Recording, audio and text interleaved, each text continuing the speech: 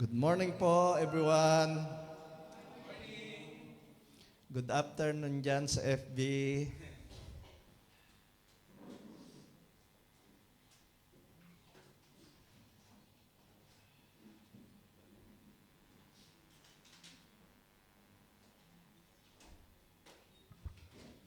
Yan. Okay, so tuloy po tayo sa series na ating tinatalakay, ang One. Yan. One God, One Body, One Church. Amen. Ngayon po ay nasa sa One Bread of Life na po tayo. Tatalakayin po natin ang One Bread of Life.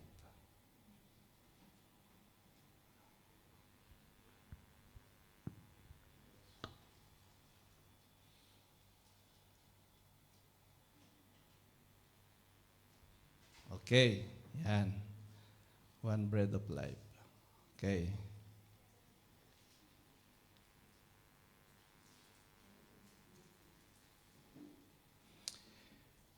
Sabi po dyan sa John 17, 20-23, verses 20 hanggang 23, sabi po, I do not pray for this alone,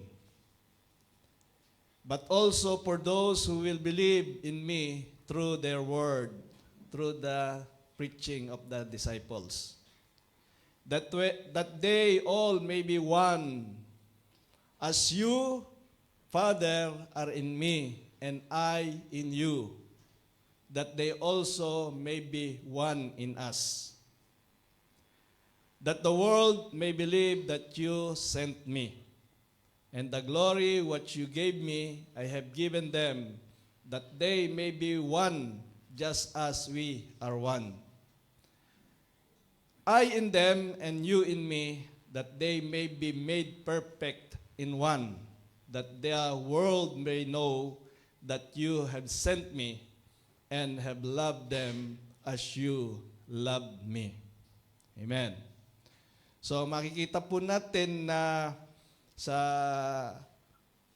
bago ang Panginoong Hesus ay umakyat sa langit at bago siya ipakol sa krus, kanya nang ipinanalangin na maging isa ang lahat ng mananampalataya at maging kaisa ng Diyos sa pag-ibig, sa layunin, sa katwiran at sa kabanalan.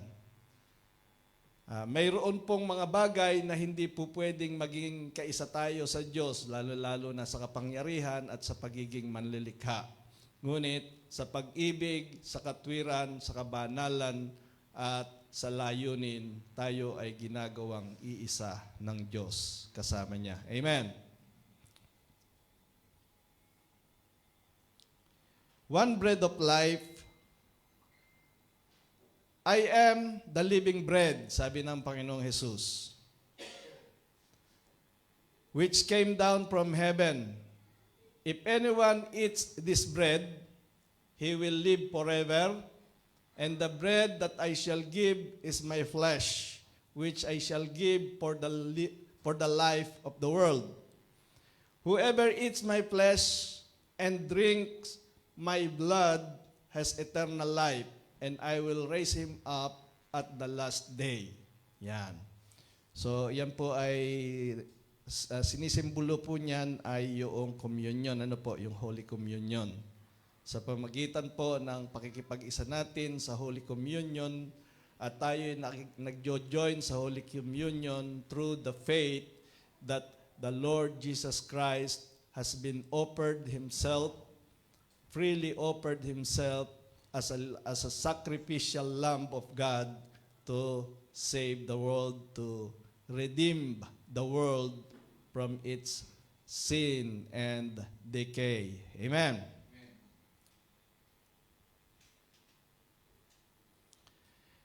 Except God, everything in the universe requires something to sustain its existence.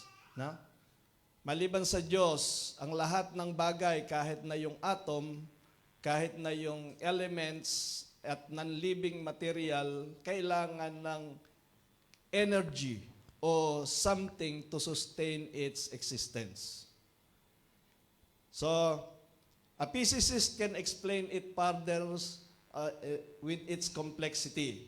Kung tayo ay physicist or scientist.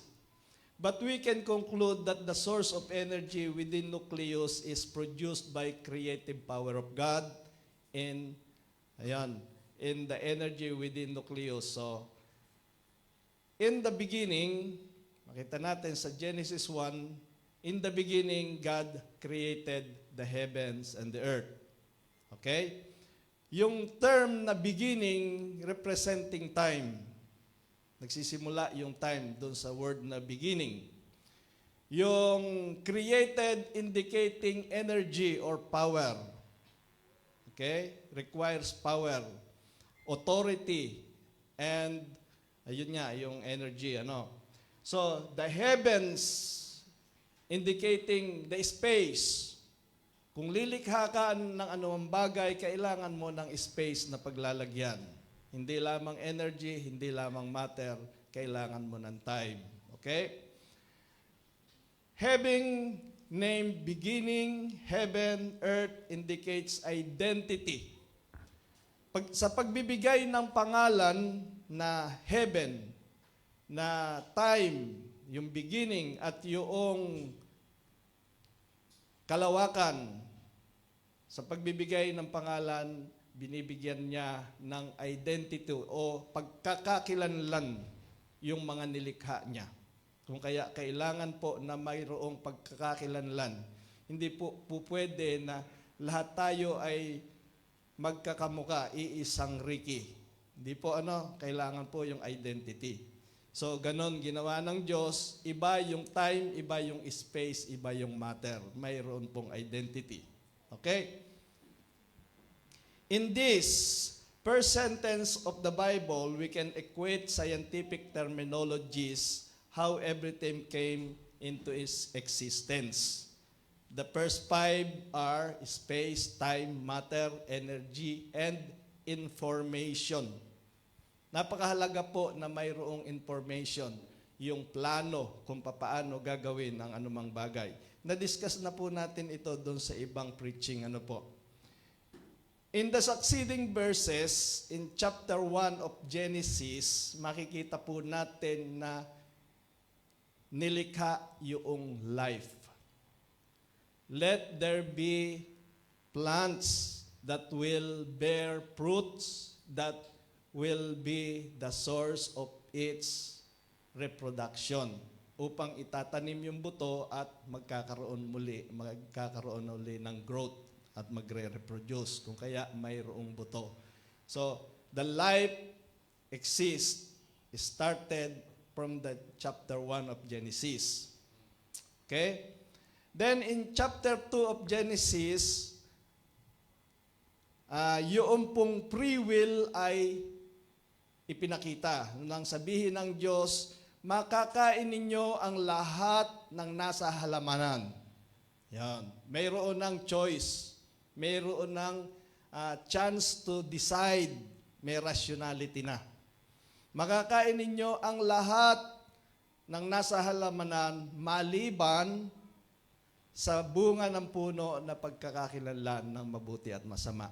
Mayroon ng choice, mayroon ng decision making, kung kaya nandoon na yung free will.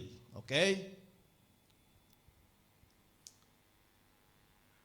So, the factors needed to sustain immortality requires creator, space, time, matter, information, or law of constant.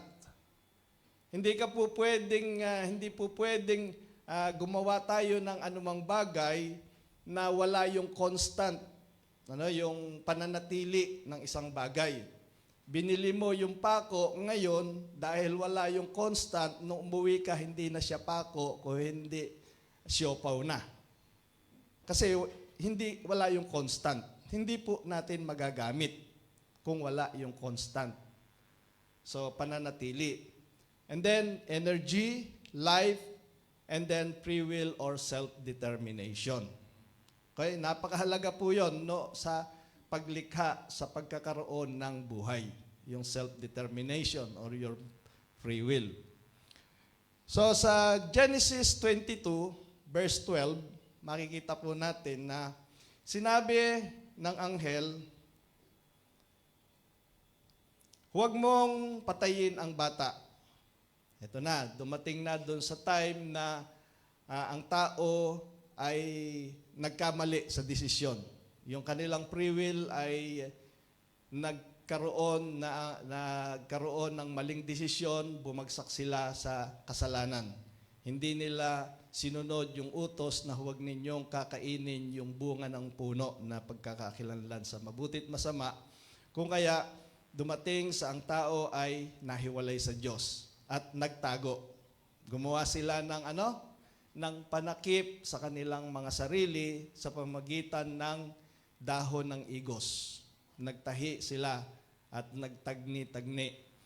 Nung ang makita nila, nung marinig nila na ang Diyos ay naglalakad sa garden ng Eden, sila ay nagtago. Nasaan ka? Sabi ng Panginoon. Sabi ni Adan, kami po ay natatakot kung kaya kami po ay nagtago. Bakit? Paano nyo nalaman na kayo ay hubad? Sabi ng Panginoon. Kasi po. Yan. Yun na, nagturoon na, Nagkaroon na ng turuan. So, upang matakpan yung kahihiyan ni Eva at ni Adan, ang ginawa ng Diyos ay maaring hindi natin mababasa na ang Diyos ay nagkatay ng hayop. Pero sinasabi, nakasulat na gumawa ang Diyos ng panakip kay Eva at kay Adan sa pamagitan ng balat ng hayop. So hindi po magagamit yung balat ng hayop kung hindi po papatayin. Kung kaya pinatay po yung hayop at yung balat ay ginamit na pantakip kay Eva at kay Adan. Sa pamagitan po noon, sinimulan ng Diyos yung sacrificial way to cover sin. No? Yung dugo ay upang malinis yung pagkakamali ni Eva at ni Adan upang hindi na lumaganap yung kasalanan, at yung balat ay ginamit upang takpan yung kahihiyan ng tao. Amen. At upang magkaroon ng lakas ng loob ang tao na muling lumapit sa Diyos. So, spiritual being, though they don't possess physical body, they still need sustenance to continue to live immortally. If it is the life-sustaining power of God. Yung mga angels, yung cherub, yung mga nilikha ng Diyos na angelic beings, spiritual being, even though hindi sila kumakain tulad ng pagkain natin, ngunit ang sustenance nila ay nagmumula pa rin sa Diyos. Amen? So, the same to biologically living things are sustained by organic or non-organic substance or elements. Kumakain tayo ng buhay na pagkain, yung mga gulay na hindi niluto, yung prutas na hindi niluto ay buhay, kinakain natin yung prutas. Mayroon silang mga tinatawag na yung enzyme, natural enzyme kapag ka po ang pagkain ay kinain natin na hindi niluto at malaki ang naitutulong sa metabolic function ng katawan. Yung mga organic material, kasama po dyan yung mga synthetic drugs. Andyan po, mga non-living material, ngunit ginagamit natin upang magpatuloy yung ating buhay. Before God has created man, He prepared first its sustenance. Yung bago nilikha ang tao, 6 na araw o 5 araw na ang Diyos ay lumikha, magkaroon ng mga halaman, magkaroon ng mga tao, ng mga hayop sa kalupaan, magkaroon ng mga nilalang na lumilipad sa himpapawid at mga living giants sa katubigan. Okay? Sa 5 araw na paglikha at sa pang-6 na araw, nilikha ng Diyos, iginayak muna niya yung sustenance ng tao bago siya likhain. Okay? In the Garden of Eden was planted the tree of life by which every human is free to eat from its fruit to sustain their immortality. Originally, ang tao ay nilikha na immortal. Do you believe? Do you believe that? That we are created immortally the first time. Hindi mamamatay. Dahil nasa gitna ng Garden of Eden, yung tree of life, which is we are free to eat. Kung hindi kumain si Eva at si Adan, mananatili na sila ay buhay at hindi mamamatay. As a fact, umabot ng mahigit na 900 taon si Adan bago namatay. Maaaring yon ay resulta pa nung pagkakakain nila doon sa tree of life. Ngunit dahil hindi na nagpatuloy yung pagkain nila sa tree of life, umabot nga ng 900 mahigit ang buhay nila. Amen. Ngunit naputol yon dahil hindi na binigyan ng access si Eva at si Adan sa tree of life. On the other hand, for human to prove and monitor their loyalty to God, He gave them simple rule, which do not eat the tree of life. And then, humanity failed the test, then God declared His rescue plan. Ito na, yung rescue plan na. Sa sample na ginawa ng Diyos doon sa Garden of Eden, nung magkatay siya ng hayop upang magamit yung balat, yung katad na panakip kay Eva at kay Adan, inutusan niya si Abraham. Tinest niya, sinubukan niya yung pananampalataya at pagsunod ni Abraham. Okay? So, sabi dito, sinabi ng anghel, huwag mong patayin ang bata. Handa po si Abraham na saksakin at sunugin si Isaac bilang burnt offering. And then, huwag mo siyang saktan. Natitiyak ko ngayong handa kang sumunod sa Diyos. Sapagkat hindi mo ipinagkait sa Kanya ang kaisa-isa mong anak, paglingon niya ay may nakita siyang isang lalaking tupa na ang sungay ay nakasabit sa mga sanga ng kahoy. Ito ang kinuha ni Abraham at inihandog sa halip na ang kanyang anak. Kaya't ang lugar na iyon ay tinawag ni Abraham na si Yahweh ang nagkakaloob. At magpahanggang ngayon, sinasabi ng mga tao sa bundok ni Yahweh ay may nakalaan. This is the verse where came from the word Jehovah Jireh. Jehovah is our provider. Amen? Yan. Ay, ang bilis. Jehovah Jireh. He is our provider. He became our provider.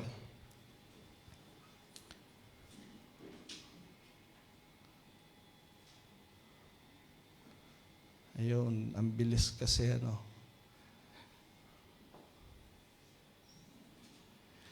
Hear how God blessed the world. God tested Abraham's faith without hesitation. He was about to offer Isaac as a burnt offering to God. For he believed that God will return his son Isaac alive. God stopped him when he was about to kill Isaac, and when Abraham looked around, he saw a lamb entangled its horn in the thickets, do sa mga kadawagan. By that kind of faith of obedience, he became the father of all believers. So he is called, the Lord called Jehovah Jireh by Abraham. Blessings do not end on that strayed lamb. Hindi natapos yung blessing ng Diyos doon sa lamb na bigla na lang na ipinrovide ng Diyos. The test is only to remind Abraham the arrival of His promise. What is the promise of God? Sa Genesis 3:15, ang sabi, ang iyong lahi at ang lahi niya ay laging mag-aaway. Siya ang tutuklaw sa kanyang sakong at siya naman ang dudurog sa ulo mo. Yung total defeat ni Satan through the resurrection of the Lord Jesus Christ, but the Lord Jesus Christ, like a beaten by a cobra with a venomous snake, died on the cross. Okay?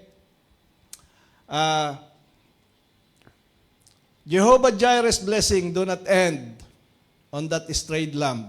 The test is only to remind Abraham that arrival of his promise.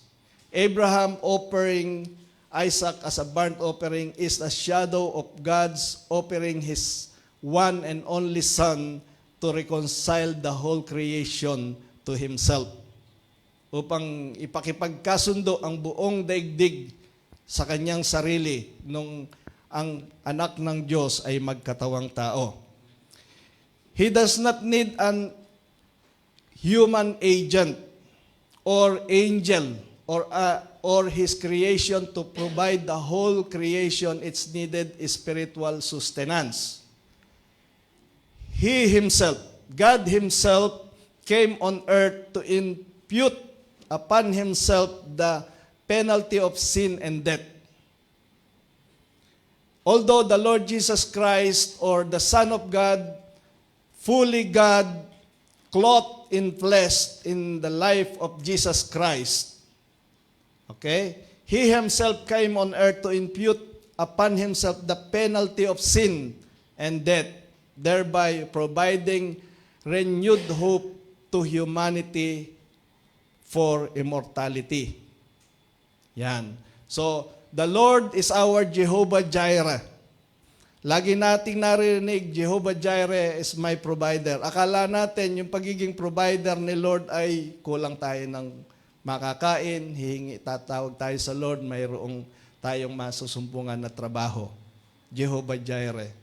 Ngunit napakalalim pala ng ibig sabihin ng salitang Jehovah Jireh. Jehovah is my provider. He provide the whole humanity the way to salvation, to reconcile the whole world to Himself. He became our Jehovah Jireh. The whole world receives sustenance from God through the established natural laws and constant order of things. Ang buong mundo, nakikinabang o tumatanggap ng biyaya ng Diyos sa regular na pagsikat ng araw, sa regular na ikot ng daigdig, sa regular na pagsapit ng 4 na seasons. Doon sa mayroong 4 seasons. At tayo na nasa temperate climate ay 2 seasons lang. Summer and rainy season. Okay? But those believing and honoring God, He is their Jehovah Jireh. They receive special favors greater than what they can think or imagine. Yung isang bata na nagkakaisip na, alam na yung mali at tama, tinuturuan natin ng tama at mali. No? Kapag ka nagkamali,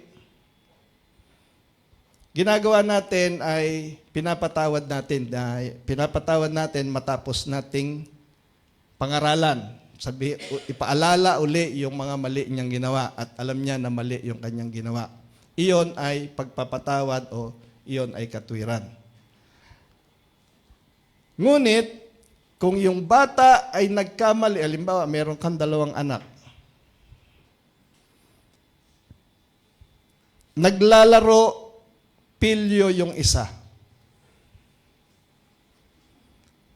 Walang ano-ano, biglaan na lang hahampasin yung kapatid.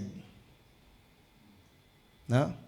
Bilang magulang, mapagmahal na magulang, kung laging sinasaktan nung isang anak, yung isa mong anak, ano ang gagawin mo? Pareho mong mahal, pareho mong anak. Pero nananakit yung isa. Ano ang gagawin mo bilang magulang?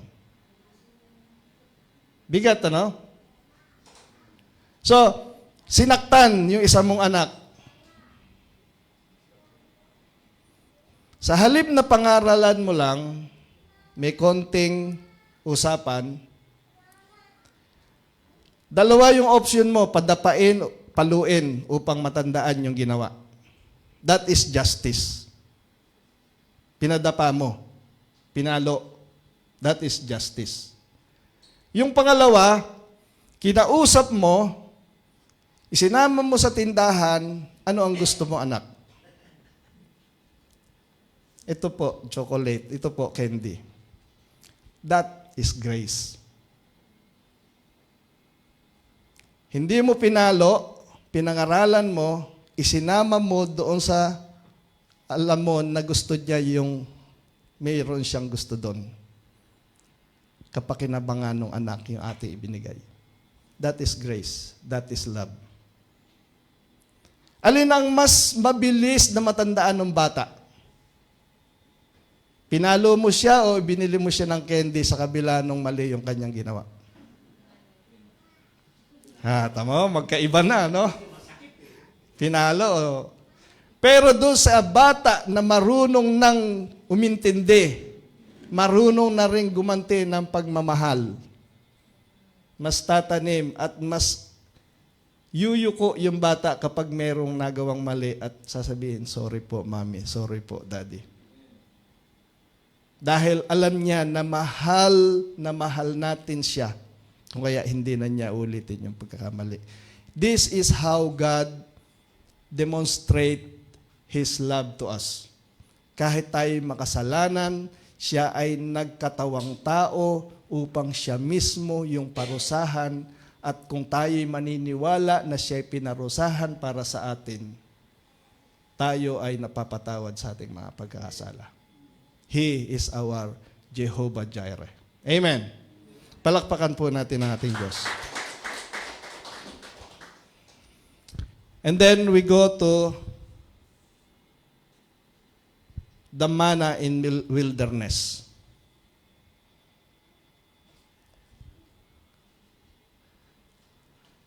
Ang mga Israelita ay nagreklamo kay Moises at Aaron. Sinabi nila, mabuti pa sana'y pinatay na kami ni Yahweh sa Ehipto. Doon, nakakakain kami ng karne at tinapay hanggang gusto namin. Dito naman sa ilang pinagdalhan ninyo sa amin, mamamatay kami sa gutom. Sinabi ni Yahweh kay Moises, pauulanan ko kayo ng tinapay mula sa langit araw-araw. Palalabasin mo ng bahay ang mga tao para mamulot ng kakanin nila sa maghapon. Sa pamamagitan nito'y susubukin ko kung hanggang saan nila susundin ang aking mga tagubilin. Narinig ko ang reklamo ng mga Israelita. Sabihin mo sa kanila na pagtatakip silim, ibibigyan ko sila ng karne. Sa umaga, bibigyan ko sila ng tinapay hanggang gusto nila. Sa gayoy, malalaman nilang ako si Yahweh, ang Diyos, si Yahweh ang kanilang Diyos.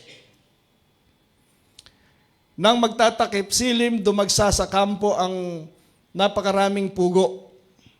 Kinaumagahan naman ay makapal na makapal ang hamog sa paligid ng kampo. Nang mapawi ang hamog, nakita nilang ang lupay nalalatagan ng maliit at maninipis na mga bagay na animoy pinipig. Sino po nakakakilala sa pinipig? Panghalo-halo. Malagkit po yun na pinukpok sa lusong at maso o tinatawag na halo.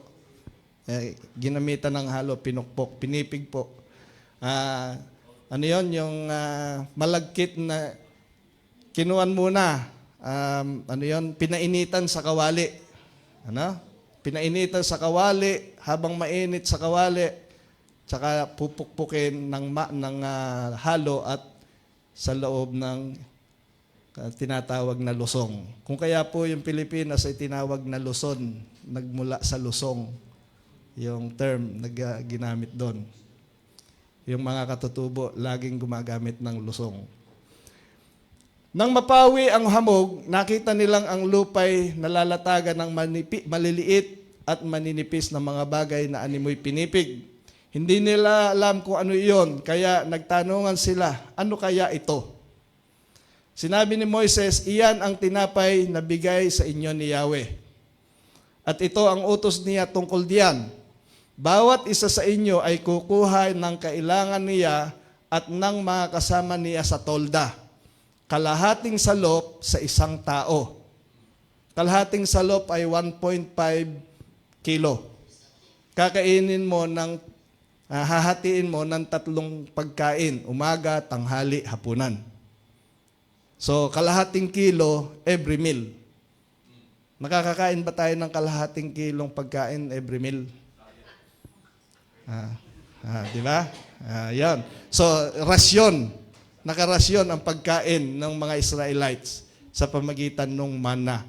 Yung mana ay Hebrew word na mana ay sa Tagalog ay converted into ano ito? Ibig sabihin ay mana. Ano ito? Mana. Okay? Mana ang itinawag ng mga Israelita sa pagkaing pinupulot nila. Ito'y kamukha ng buto ng kulantro, maputi at lasang galyetas na minasa sa pulot pukyutan. Yan, yun yung lasa. Parang wafer, lasang wafer. Manamis-namis. Okay. The whole world is too large compared to the land of Kenites, Kenizzites, Kadmonites, Hittites, Perizzites, Rephaites, Amorites, Canaanites, Girgasites, Jebusites. Ites. Which God wanted to conquer by the Israelites. He has chosen these territories to be the central command of operation as a missionary nation. Ang pagkatawag ng Diyos kay Abraham at sa mga Israelites ay upang ipakilala ang Diyos na buhay sa buong daigdig.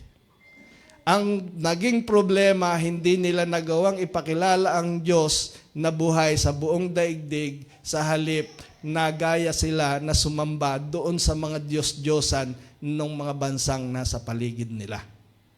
Nag-fail po ang Israel. Okay? God has great mission for them.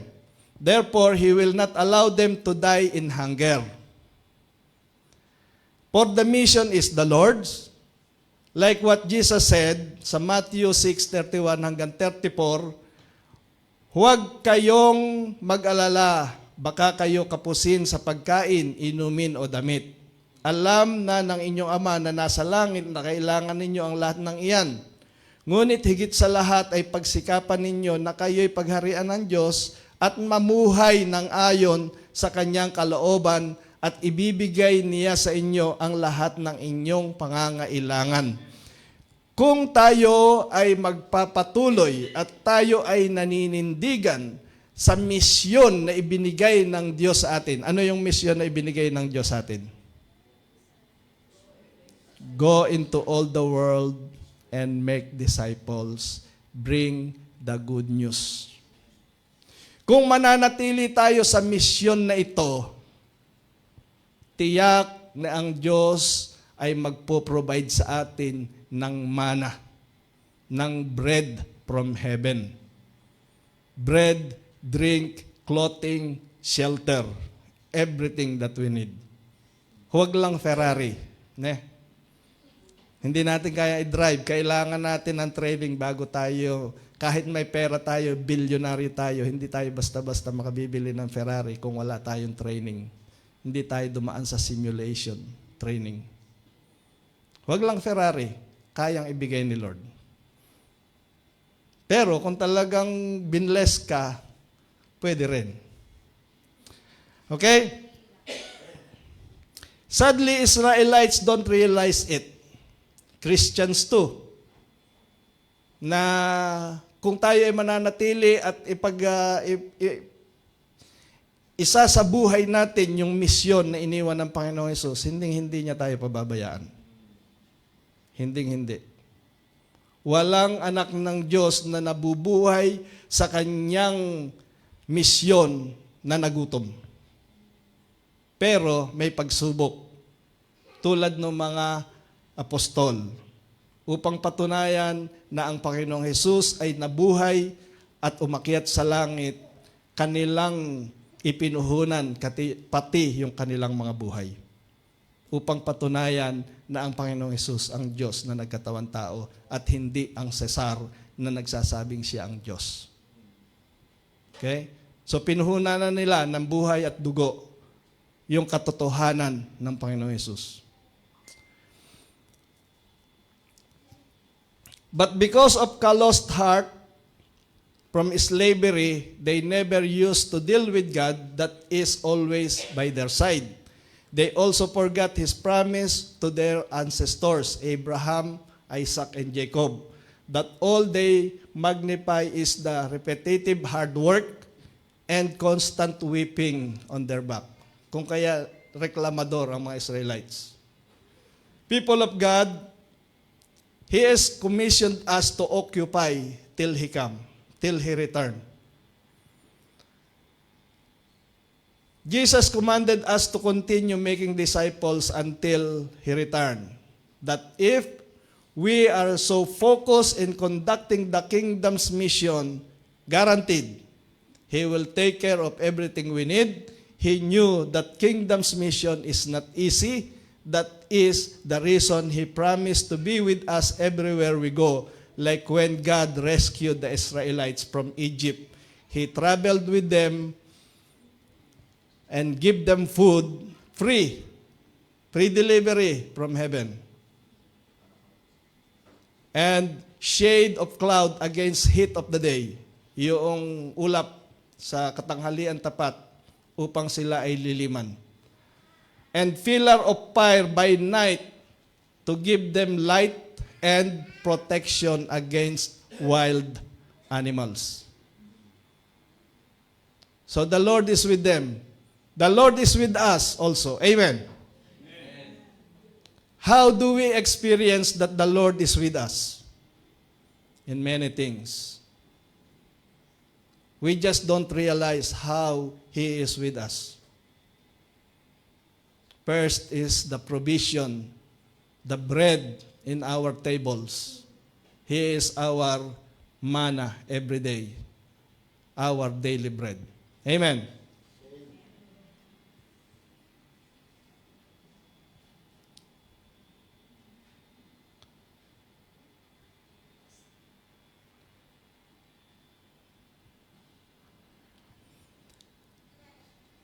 Setting our alarm clocks. Ito po. Passing through wilderness in our life doesn't mean we do not need to work for our provision to live. No? So, kapag kami pinagagawa si Lord at sinabi niya na siya ay magpo-provide, hindi ibig sabihin, hindi na natin kailangan magtrabaho. Magtatrabaho pa rin tayo, di ba? At sabi ni Apostol Pablo, huwag pakainin yung tamad. No? Kasi maraming naniniwala na noong first century Christianity, ang Panginoon ay babalik na uli. Kung kaya sabi, kung babalik na si Lord, hindi ko na kailangan magtrabaho. Hintayin ko na lang yung pagdating niya. Na-delay yung pagdating ng Panginoon. Marami ngayong umaasa sa kapwa mananampalataya. Ayaw nang magtrabaho. Naging batugan. Okay, so kailangan pa rin po nating magtrabaho. But because we are working, serving, and training as ministers, disrupt our leisure time. Yan. So, ngayon na bukod do sa hanap buhay, kailangan pa rin natin na ma-develop yung ating ability to share the gospel, to minister. Amen? But because, yun po, could it be possible that our leisure or recreation time be converted as our hobby in the ministry? Yung leisure time na natin, hindi na po natin pinipigil na tayo ay wala kang church na makikita na pahihintuin ang miyembro na magtrabaho dahil kasi talagang iyon yung ikabubuhay. At hindi ka rin pipigilin na ikaw ay matulog at mamahinga dahil karapatan nyo ng mananampalataya.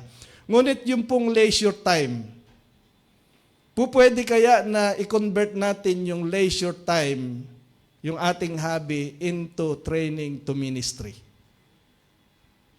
Leisure ko na lang, kukuhanin pa ng ministry. Kapag ka po hindi natin ikinonvert o masayang ginawa ng paraan na tayo ay mag-train sa ministry, hindi po tayo masasanay. Hindi po tayo matitrain, hindi po tayo makapaglilingkod. Kapag hindi po natin ginawa ng paraan na tayo ay mag-train sa ministry. Magre-reklamo na lang tayo. Reklamo. Come with me and imagine a life in wilderness or desert. How simple is the life of the Israelites those days. They pick their food before the sun rises. If someone wake up with sun already shining, he has no food for the whole day, for the manna already melt away. No? Nalulusaw po yung mana. Nalulusaw siya kapag ka nasikatan na ng araw. Kung kaya kailangang pulutin bago sumikat ang araw. Gigising sila ng alas 4 ng umaga. Bago sumikat ang araw, mamumulot. Kung kaya yung pong matatanda natin, ewan ko kung narinig na ninyo, anak, gising na. Sikat na araw. Pati taing manok, nawalis na. Wala ka nang mapupulot na biyaya ng Diyos. Sa madaling araw. Sa madaling araw, kailangan po natin na mag-devotion. Sa alas 4, we need to talk to God. We need to hear His voice. We need to read His Word. Dahil kung hindi po natin gagawin ang pagdidevotion ng madaling araw, yung panahon na tulog ang mga bata, yung panahon na hindi pa tayo nagpiprepare patungo sa trabaho, ibig sabihin, maaga tayo matutulog. Hindi natin uubusin yung oras natin sa panonood ng television. Hindi tayo magpapakapuyat upang magising tayo ng maaga sa alas 4 ng madaling araw. Disiplina, ano po? Nandun yung disiplina. Upang sa alas 4 ng madaling araw ating marinig, upang makapagbasa, upang makapag-devotion. Makapagmemorya ng salita ng Diyos. Napakatalas ng ating isip sa bagong gising dahil yung ating mga cells na katatapos lamang mag-repair ng mga nasira, ng mga namatay na cells ng ating katawan. Na-replace, na-replenish yung mga lumang cells, yung mga namatay na cell, at tayo ay rejuvenated. Amen? Kung kaya, kayang-kaya po natin na magmemorya ng salita ng Diyos. Setting alarm clocks at 4 a.m. or earlier in the morning to receive our daily manna for our soul through devotional session. Bible reading and memorization will be surely enhance our relationship to God. If we do not set particular time, we need to set particular time to commune with Him before the sun rises. By the time that we called to our work and family duties, our chance for spiritual nourishment vanished already. Kapag hindi po tayo naglaan ng oras sa pakikipag-niig sa Diyos. We need to develop wilderness type of training in order to fulfill our mission. That is to conquer the land for the expansion of God's kingdom. Amen? Sa Exodus 16:4, then the Lord said to Moses, behold, I will rain bread from heaven for you, and the people shall go out and gather a certain quota every day, that I may test them whether they will walk in my law or not. Early morning. We need to be reminded by the words of the Lord so that we don't miss. Akala ko yun na sinasabi ni Lord, kung kaya yun ang ginawa ko. baligtad pala, mali pala yung pagkakaunawa natin. Amen? So, we need to set time to talk with the Lord. Ayaw pa rin. Yan. So, bread alone doesn't make man live. Bread alone doesn't make man live.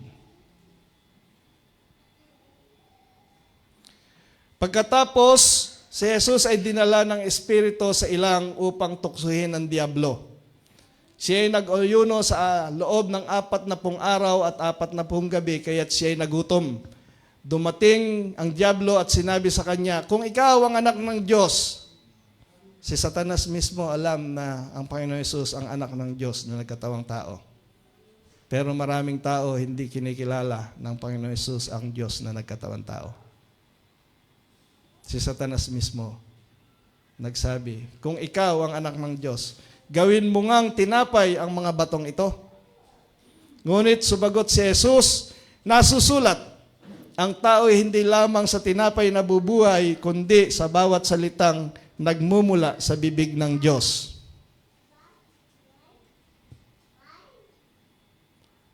Pakiplay po, Kuya Mac.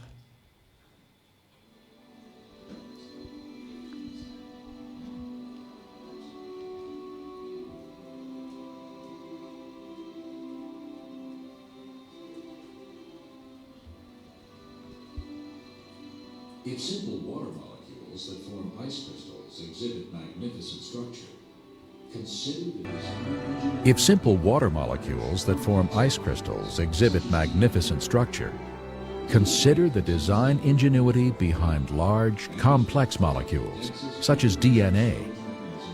DNA contains the blueprint for all life and is by far the densest information storage mechanism known in the universe. For example, the amount of information contained in a pinhead volume of DNA would fill a stack of books 500 times higher than from here to the moon. The program code and design of such an incredible system indicates a supremely intelligent designer. The evidence to me that just cries out that there's a God is the study of DNA. DNA is a very powerful, massive information storage system. In fact, DNA that makes up our genes actually is like books of information that's read by a language system. It's absolutely phenomenal. And scientists know today that languages, a code, only come from an intelligence, and information only comes from information. Nobody's ever seen matter by itself give rise to a code. Nobody's ever seen matter by itself give rise to information. And as you look at DNA, it actually cries out, in the beginning, God created the universe. We all begin as a single cell the size of a period at the end of a sentence. How does that cell know how to build a body with 100 trillion cells in it, thousands of different kinds, and each one of them is so complex, nanochemical machinery beyond our comprehension how it works, and encoded is the instruction manual. It's the manufacturer's manual how to build and operate every part of this incredible body made up of 100 trillion cells. Furthermore, DNA is a three-dimensional molecule that is self-replicating. Each molecule is able to make an identical copy quickly and efficiently. The Lord has even programmed DNA to detect and correct replication errors. These sophisticated capabilities far exceed man's means. God has created the DNA molecule in such a way that it is self-correcting. There are special proteins called enzymes that go up and down the DNA molecule looking for and making repairs on a minute-by-minute, second-by-second basis. God created us with a DNA code that actually has what we call editase or editorial type enzymes. Just as an editor reads a newspaper or a book looking for mistakes, so God has created special enzymes that go up and down our DNA molecule, repairing the mistakes in ways that are unbelievably complex. there are many examples in creation of things that demonstrate the biblical God. One would be in our very DNA. Our DNA has information in it. And there is a whole field of scientific study called information science, which studies how information originates, how it's transmitted, and so on. And one of the laws of information science says that information never originates by itself in matter, never spontaneously comes about. Anytime we trace the copying of information back to its source, it always comes back to a mind. And since we have creative information in DNA, that tells me that DNA comes from intelligence. It's not something that could possibly come about through millions of years of mutations and natural selection. That just won't work. Yet even the DNA molecule is simple compared to cells. All life consists of cells, and each cell functions as a miniature city. When we consider that a human body consists of trillions of cells working together as one unit, we should be in humble awe of our Creator's Praise intimate the Lord. care and perfect wisdom. Yung instruction kung papaano magre-repair, halimbawang tayo nasugatan. Natapyas yung bahagyang balat doon sa dulo ng daliri habang tayo naghihiwa. No? Paano nangyayari na napapalitan, bumabalik sa dati, yung naalis na bahagi ng ating katawan? Mayroon siyang self-replicating ability. The same as the original. So, kung iisipin natin, hindi lamang tinapay ang ikinabubuhay natin, but the instruction of the Lord, which is stored in our DNA within our cells. Napakahiwaga. Hindi lamang sa tinapay na bubuhay ang tao, ngunit sa bawat instruction, sa bawat salita ng Diyos na naka-store sa ating mga himaymay ng katawan, sa mga tissue ng ating katawan. Amen.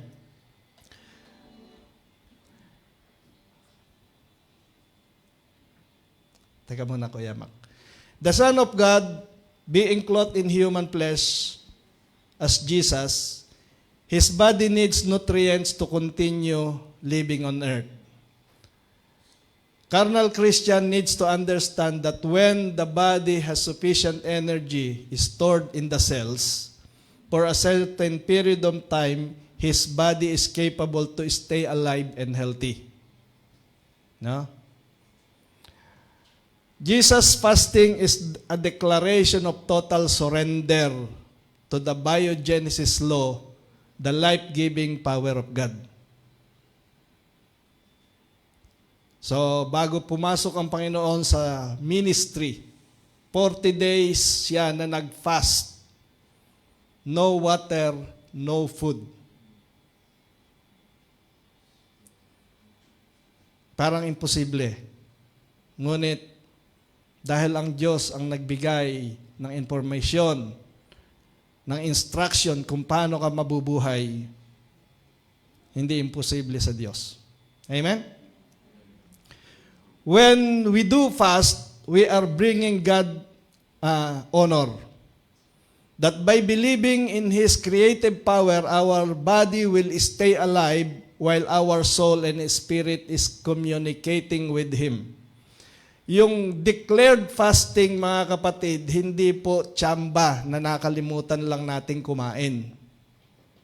Hindi po fasting yung nakalimutan lang nating kumain, sasabihin nating fasting. Hindi po yon. Ang fasting, we are praying and we are saying, Lord, help me, I'm going to fast. 1 meal.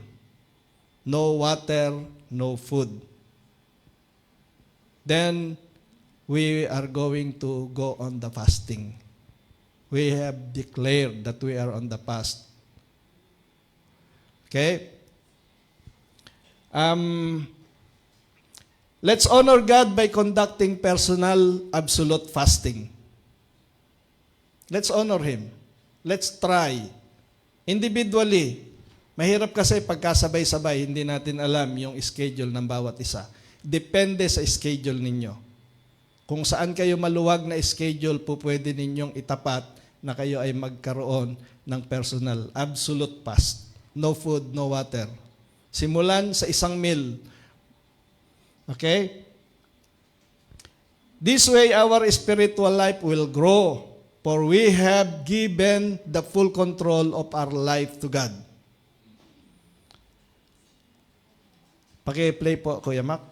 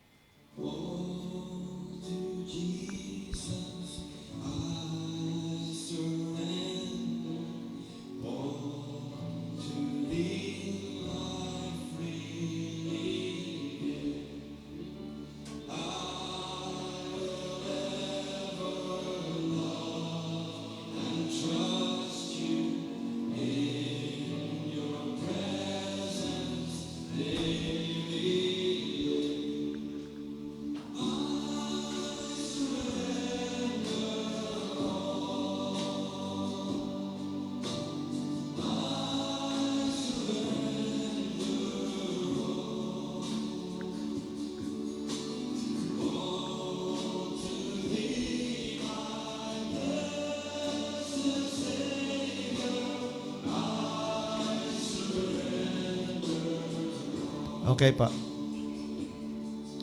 Okay. So, we need to surrender ourselves to the Lord. Total surrender so that we can do the fast. I encourage you, brethren, to conduct a personal absolute fasting.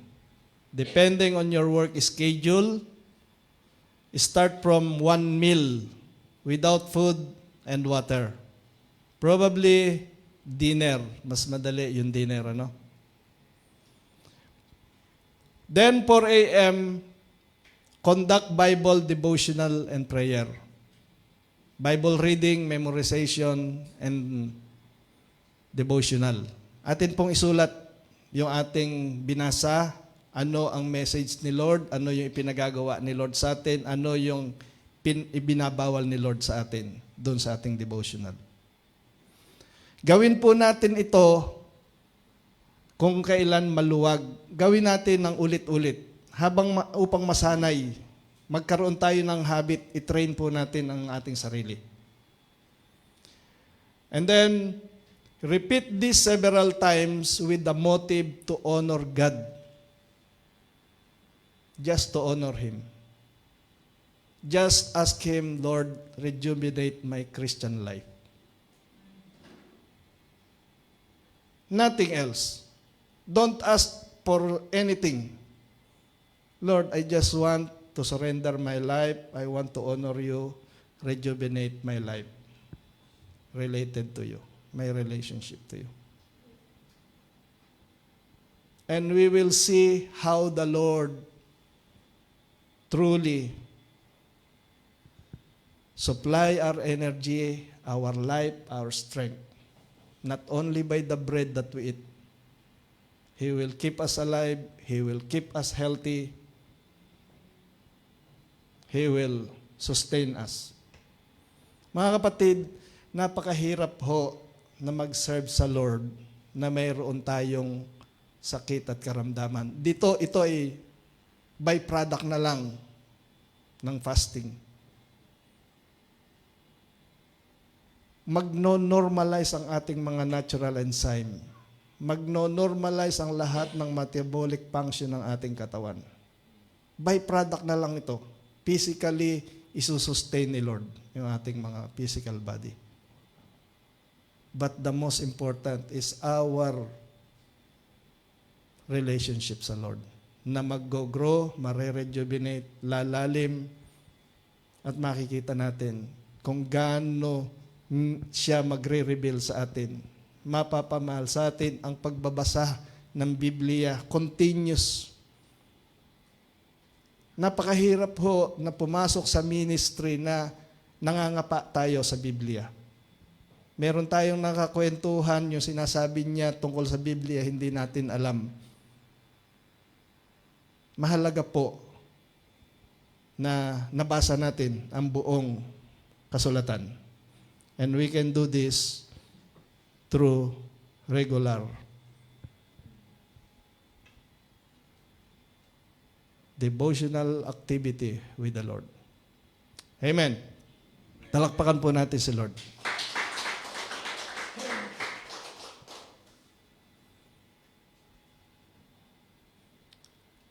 Ayaw. Yan. Lumalagpas yung clicker. Okay po, so bread with eternal benefits.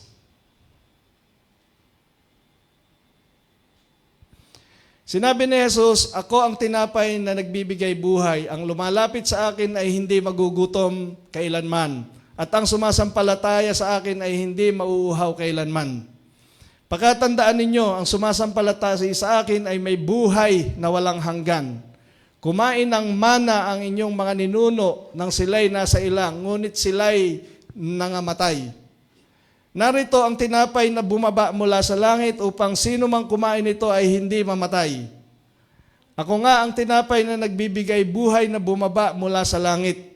Mabubuhay magpakailanman ang sino mang kumain ng tinapay na ito. At ang tinapay ay ang aking katawan na ibibigay ko upang mabuhay ang sangkatauhan. Ang kumakain ng aking laman at umiinom ng aking dugo ay may buhay na walang hanggan at muli ko siyang bubuhayin sa huling araw.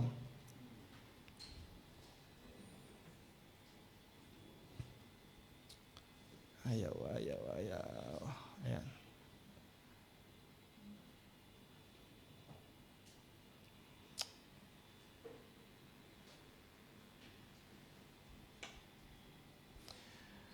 What Jesus meant when He said, I am the bread of life.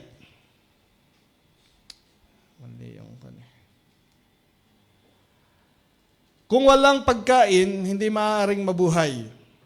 Para sa tao, ano ba ang buhay? Buhay ay higit pa sa pagkakaroon ng gumagalaw na katawan na may kasarinlan. Ang tunay na buhay ay may pagpapahalaga sa karapatan ng lahat. Maging hayop, may karapatan. Ano po? Pagmamahal sa lahat ng pantay-pantay, masunurin sa udyok ng budhi, ng konsyensya, ng espiritu. Masunurin sa udyok ng budhi na nakaugnay sa Diyos na lumikha.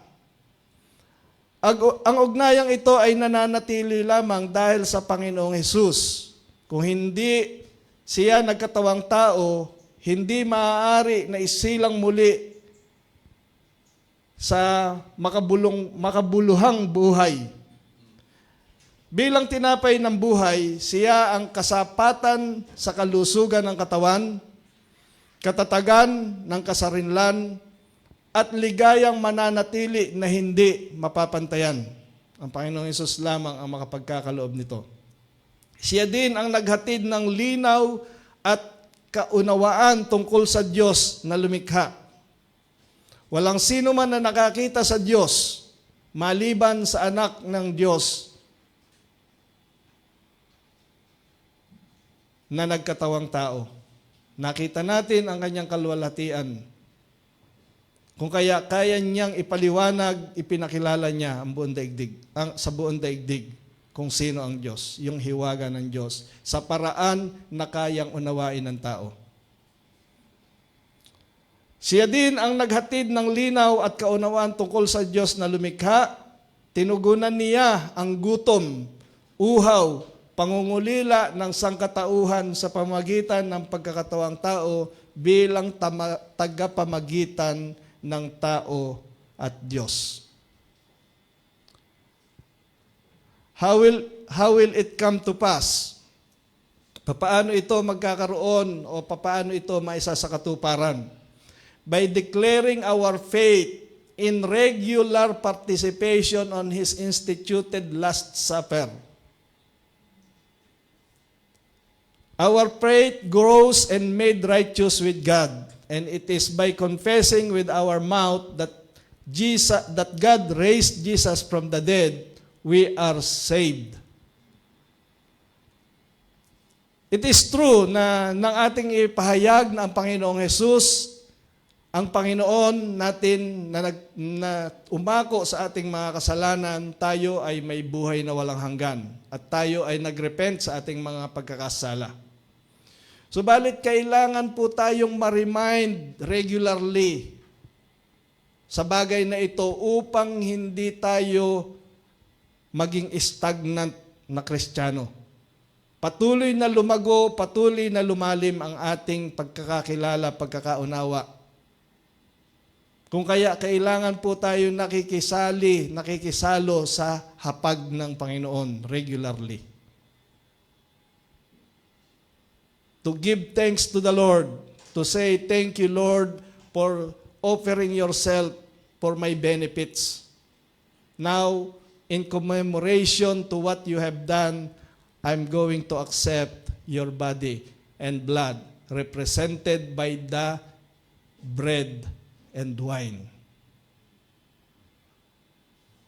Hindi po every time na mayroong Last Supper, mayroong communion, hindi po ibig sabihin laging ini-o-offer ang Panginoong Hesus. Mayroong nagsasabi, every time na mayroong communion, the Lord is being offered. No. It is commemoration only of what has been offered. What the Lord has done already. We need to put in memory. We need to remember what He has done for us so that our love to Him always refreshed, willing to follow, willing to obey, with joy and sincerity. Na walang walang rereklamo. Kung magugutom lang pala kami rito, dapat pala hindi na lang ako naging born again. Gugutumin lang pala ako ng Diyos. Pahihirapan lang pala ako. Hindi na sana ako nag-attenda sa church na yan. Na? So, walang reklamo dahil nare-refresh po yung ating spirit. Yung ating faith. The seed of hope that resides in our heart has grown and matured. This empowered us to overcome every cunning scheme of the enemy to make us more than conquerors. We are invincible, cannot be defeated. Yung mga sundalo, yung mga Delta Force na kumuha kay Maduro,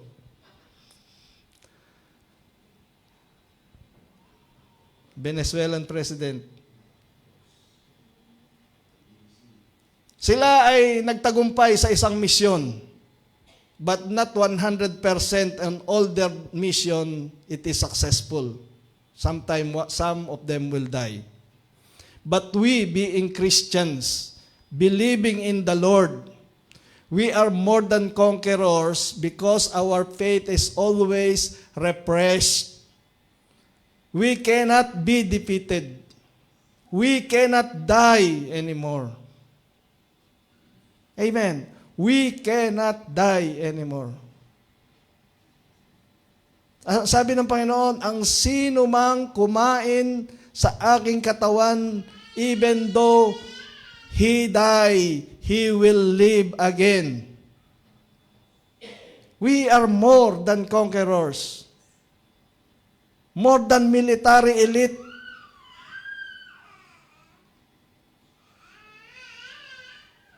We cannot be defeated. We are invincible. For we have conquered him by the blood of the Lamb and by the word of our testimony. And we did not cling to life even to the face of death.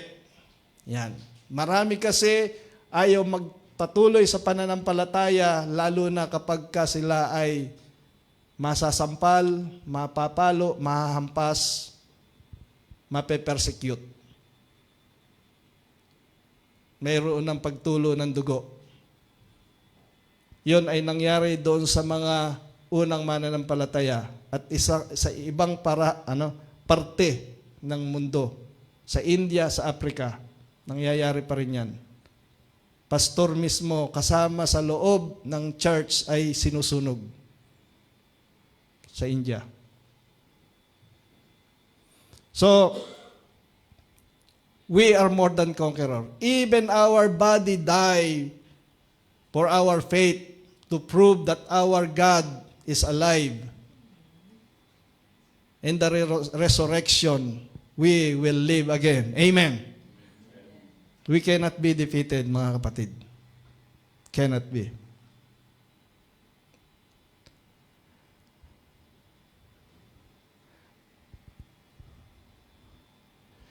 Jehovah Jireh has provided the whole creation an unblemished lamb through the seed of the woman that cleansed the mire of sin and end the curse of death in the universe. That's why He is our Jehovah Jireh. Siya ang nag-provide ng lamb na tutubos. The eternal manna from heaven has come on earth as a food to the faith of humanity. Symbolically, His body became the bread that gives life, and His blood washed away all sins of repentant soul. Only those repentant soul can be washed, can be cleansed.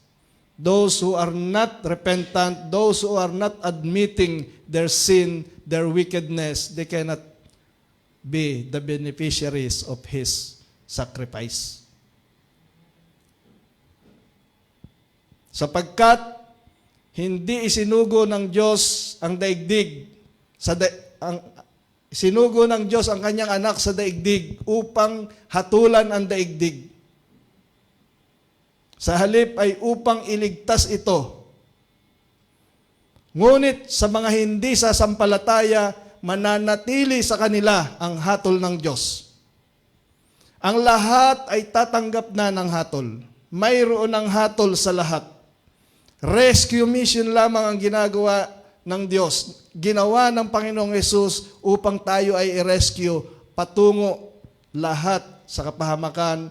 To rescue us, we need to believe, repent from our sin. Sin unknowingly, intentionally, forgive those who hurt us, and ask forgiveness those we offended. We need to ask forgiveness. We need to forgive those we offended. Amen.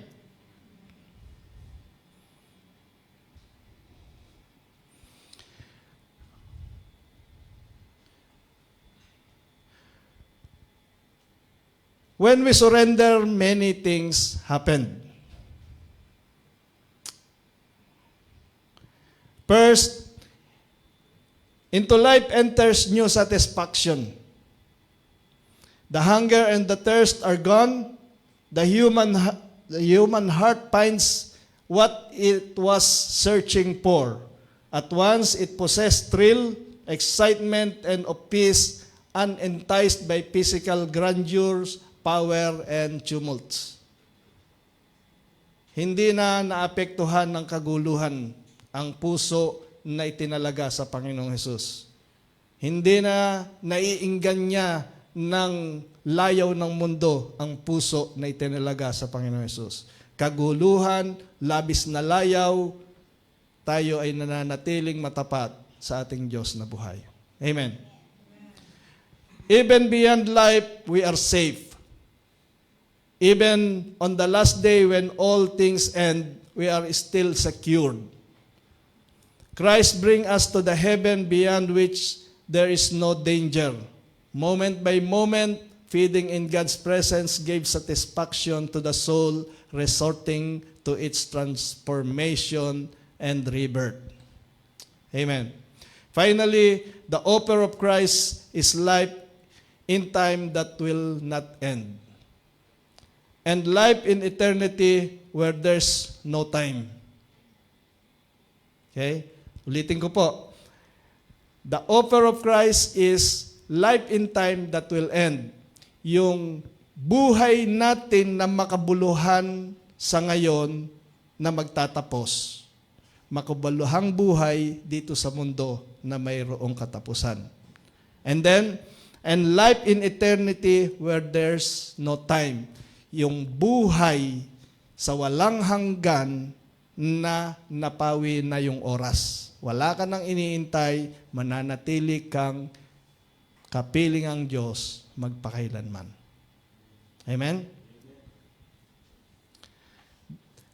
That is the greatness and glory of which we cheat ourselves when we refuse this invitation. So, doon sa mga ayaw kumilala sa Panginoong Hesus, sa ini-offer ng Diyos na tinapay ng buhay, kanilang dinadaya ang sarili nila sa napakagandang kaloob ng Diyos. Buhay na walang hanggan, kailangan lamang pagsisihan ng kasalanan, tumalikod, at kilalanin ng Panginoong Hesus na kanyang tagapagligtas, Panginoon na susundin sa habang panahon ng kanyang buhay. To God be the glory. Amen.